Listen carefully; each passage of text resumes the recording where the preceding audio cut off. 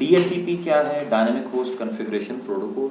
और इससे जो आपको मेन बेनिफिट मिल रहा है वो ये कि क्लाइंट कॉन्फ़िगरेशन ऑटोमेट हो जाती है। अगर DHCP ना हो तो आपको हर कंप्यूटर को IP एड्रेस मैनुअली देना पड़ेगा। देखें, बात शुरू यहाँ से हुई कि जो TCP/IP बेस्ड इन्वायरमेंट होता है, यानी ऐसा इन्वायरमेंट, आ जाओ मैं जल्दी से आ जाओ, शुरू हो रहा है। ऐसा इन्वायरमेंट जहाँ पे TCP/IP हर कंप्यूटर पे है, बल्कि टू बी मोर प्रिसाइज हर जो आपका टर्मिनल है वो IP होस्ट है। ठीक है, IP होस्ट ऐसे कंप्यूटर को कहते हैं जिस पे TCP/IP कॉन्फ़िगर करने जा रहे हैं, जिसको IP एड्रेस आपने देना है। तो अगर आपके इन्वायरमेंट फॉर एग्जांपल 500-600 कंप्यूटर्स हैं और हर कंप्यूटर पे आपने मैनुअली IP एड्रेस देना है, तो इसमें एक तो प्रॉब्लम है, एडमिनिस्ट्रेटिव बर्डन है, ये one by one her computer पे आप IP एड्रेस दे रहे हैं। सेकेंडली, IP एड्रेस जब आप मैनुअली देंगे तो उसमें for example multiple floor building है, आप फ्लोर 5 पे IP एड्रेस देते हैं 20 कंप्यूटर्स पे, उसका फ्लोर 6 पे आता है तो आपको भूल जाता है कि आपने लास्ट IP क्या दिया था। ठीक, तो इसमें ईज़ ऑफ एडमिनिस्ट्रेशन नहीं है, इसमें कॉम्प्लेक्सिटी है। और याद रखें, कंप्यूटर्स को बनाने का मकसद ही ये था कि आपकी ज़िंदगी में आसानी पैदा हो। वो काम जो वीक्स में होता है वो डेज़ में हो जाए, वो काम जो डेज़ में होता है वो मिनट्स में हो। ठीक है, तो अब आपने ये तो तय कर लिया कि मेरे इन्वायरमेंट में प्रोटोकॉल TCP/IP रहेगा, हर कंप्यूटर पे TCP/IP रहेगा। उसकी वजह यह है कि TCP/IP के बगैर आपको इंटरनेट कनेक्टिविटी नहीं मिल सकती। इंटरनेट सिर्फ एक ज़बान बोलता है और उसका नाम है TCP/IP। तो अगर आप कहते हैं मैं TCP/IP ऑल टुगेदर यूज़ नहीं करता, तो that is not the solution. TCP/IP तो आपको बहरहाल यूज़ करना पड़ेगा। अब TCP/IP डिमांड करता है कि हर कंप्यूटर पे आप IP एड्रेस दें। ठीक है, अब assuming an environment that has hundreds of thousands of PC, अगर आप मैनुअल IP दें तो it will take longer to complete the whole IP assignment. ठीक है, इसका कोई ऑटोमेटिक वे होना चाहिए। तो उसी ऑटोमेटिक वे जो में हमारे पास दो ऑप्शंस हैं। एक ऑप्शन बनाई गई है स्मॉल इन्वायरमेंट के लिए, very small environment, single network environment, जिसे हम कहते हैं एपीपा। एपीपा भी ऑटोमेटिक IP एड्रेस प्रोवाइड करता है, लेकिन ये किसके लिए? स्मॉल होम ऑफिस नेटवर्क, जहाँ पे 5-10 कंप्यूटर्स हैं सिंगल नेटवर्क में, वहाँ पे आप एपीपा यूज़ कर सकते हैं। APIPA, automatic private IP addressing. समझ में आती बात? मुश्किल बात तो नहीं थी। ठीक है, एपीपा की कुछ प्रॉब्लम्स हैं। ठीक है, पहला प्रॉब्लम ये है, डिस्प्ले नहीं आ रहा, क्यों नहीं आ रहा डिस्प्ले? डिस्प्ले होना चाहिए। रिकॉर्डिंग जी ऑन है, बेफिक्र हो जाए रिकॉर्डिंग की तरफ से।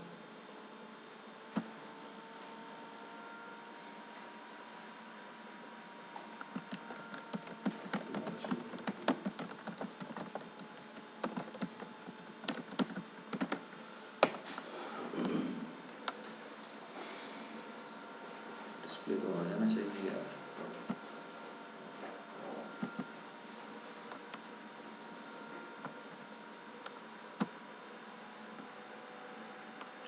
एक दफ़ा डिस्कनेक्ट करते हैं, इधर देखा।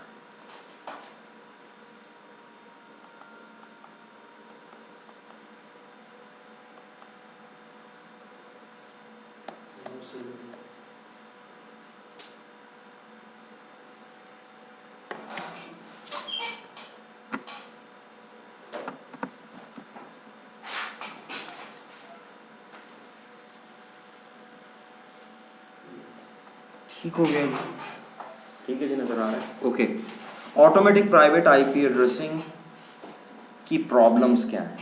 पहली problem, only possible in, small को डिफाइन कर लेते हैं, सिंगल नेटवर्क एनवायरनमेंट। अगर आप कहते हैं if you are intended to create environment that has multiple networks, तो ये नहीं हो सकता। उसकी वजह यह है कि इसमें डिफ़ॉल्ट गेटवे नहीं मिलता। ठीक है, 169.254.0.0 से स्लैश आपको कंफ्यूज ना करे, ये सब ननमैस्क होता है। No default gateway. जब डिफ़ॉल्ट गेटवे ही नहीं है, डिफ़ॉल्ट गेटवे क्या होता है? एड्रेस ऑफ द राउटर, जिसकी हेल्प से आप नेटवर्क से बाहर जाते हैं। तो जब डिफ़ॉल्ट गेटवे ही नहीं है तो इसका मतलब नेटवर्क से बाहर नहीं जा सकते। तो ये पता क्यों दिया गया? आपका स्मॉल नेट एनवायरनमेंट है, आपकी कंपनी है छोटी सी, स्टेट एडवाइजरी सर्विसेज हैं, 7-8 कंप्यूटर लगे हुए हैं, सब पे विंडोज 7 इंस्टॉल है, सर्वर आपके पास है ही नहीं। आप कहते हैं कि मुझे मैनुअल IP भी ना देना पड़े, और मैं डीएससीपी भी ना लगाऊं, क्योंकि डीएससीपी के लिए तो सर्वर बेस्ड ऑपरेटिंग सिस्टम चाहिए, तो कंपनी 7 कंप्यूटर के लिए सर्वर लाइसेंस की कॉस्ट क्यों बेयर करे? उन सबको आप कर दें ऑटोमेटिक प्राइवेट आईपी एड्रेसिंग पे। अब होगा क्या, सारे सेंस करेंगे डीएससीपी को, डीएससीपी है ही। जब डीएससीपी नहीं है तो क्या होगा, हर कंप्यूटर अपनी तरफ से 169.254 से स्टार्ट होने वाले कोई आईपी चूज करेगा। फॉर एग्जांपल पीसी नंबर 1 ने चूज किया 169.254.30.40, ये चूज कर लिया उसने रैंडमली। अब वो एनवायरनमेंट ब्रॉडकास्ट करेगा कि ये आईपी मैंने चूज किया, इज देयर एनी चैलेंजर, कोई और तो नहीं है जो ये आईपी यूज कर रहा हूँ। अगर कोई और ये आईपी यूज कर रहा है तो वो चैलेंज से रिप्लाई कर देगा कि यस ये तो मैं यूज कर रहा हूँ, वो किसी और पे स्विच हो जाएगा, इतनी बड़ी उसके पास रेंज है, ठीक है ना। 65,534 आईपीज उसके पास हैं, उनमें से कोई भी चूज कर लेगा। तो आफ्टर फ्यू मिनट्स और मे बी फ्यू सेकेंड्स क्या होगा, हर कंप्यूटर 169.254 से शुरू होने वाला किसी आईपी पे ट्यून हो जाएगा और सारे आपस में कम्युनिकेट करना शुरू कर देंगे। पॉइंट समझ में आया? यानी डीएससीपी भी लगाना नहीं पड़ा और मैनुअल आईपी भी नहीं देना पड़ा। हाँ, खुद ब खुद होगा, बिल्कुल। कंप्यूटर खुद से एक आईपी पिक करेगा, ब्रॉडकास्ट करेगा कि किसी और ने तो ये यूज नहीं किया, वेट करेगा फ्यू सेकंड्स, उसमें अगर कोई चैलेंजर आया था तो ठीक है, अगर नहीं आया तो अज्यूम करेगा कि मेरे लिए। यही काम सारे करेंगे। तो आफ्टर सम टाइम सब पे 169.254 से स्टार्ट होने वाला एक यूनिक आईपी सब पे आ जाएगा। सर ये डीएससीपी डाउन होता है तो ये जितने भी पीसीज होंगे वो ऑटोमेटिकली एपीपा से उठाएंगे? जब डीएससीपी डाउन होता है तो एपीपा इज अ प्रॉब्लम।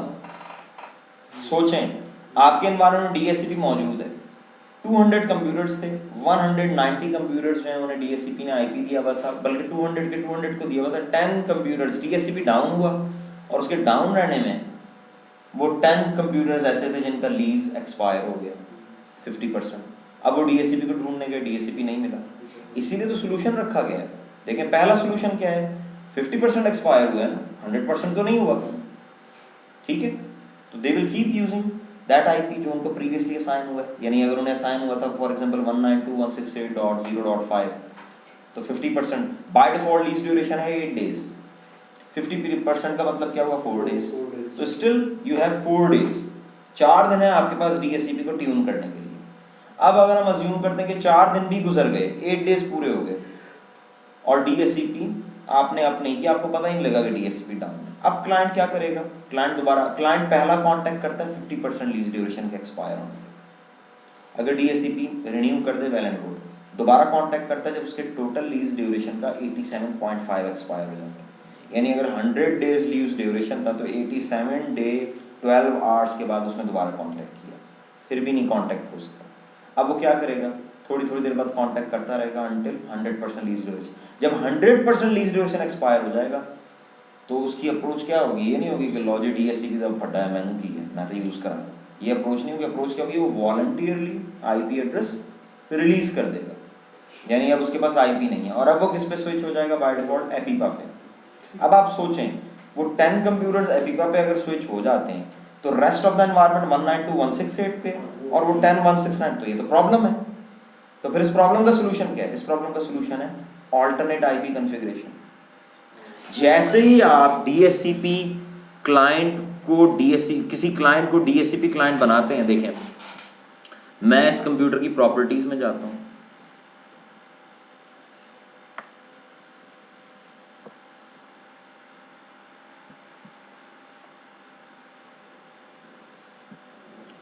इसका अगर व्यू ऐसा मुझे करना है कि ये एग्जैक्टली स्क्रीन पे फिट आ जाए, ये ज़्यादा हुआ है, इसको हम करते हैं प्राइवेट पे।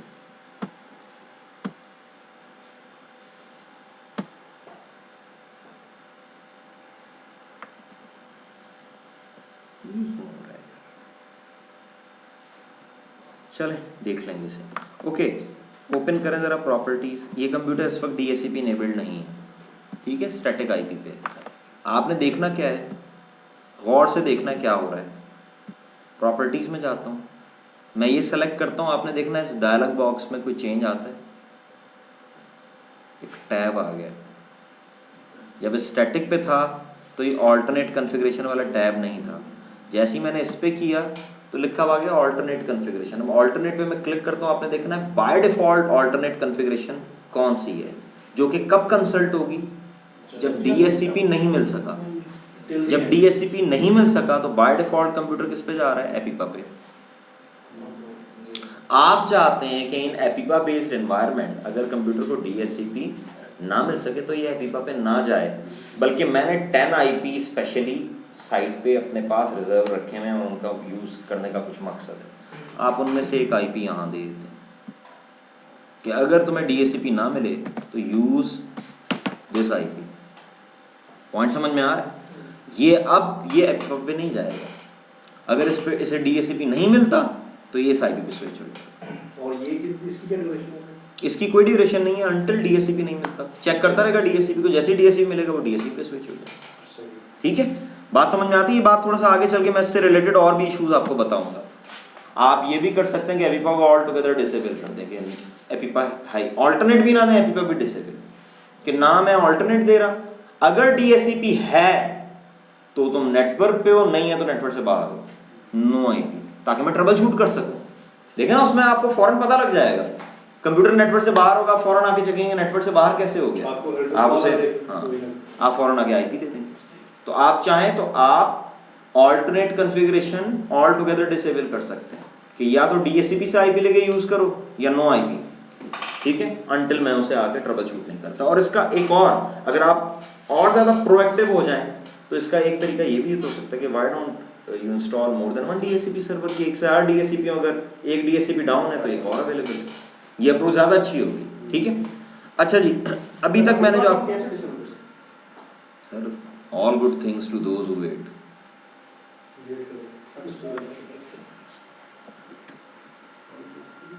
और बहुत ज़्यादा अगर बेकरारी है तो इसका आंसर है रजिस्ट्री।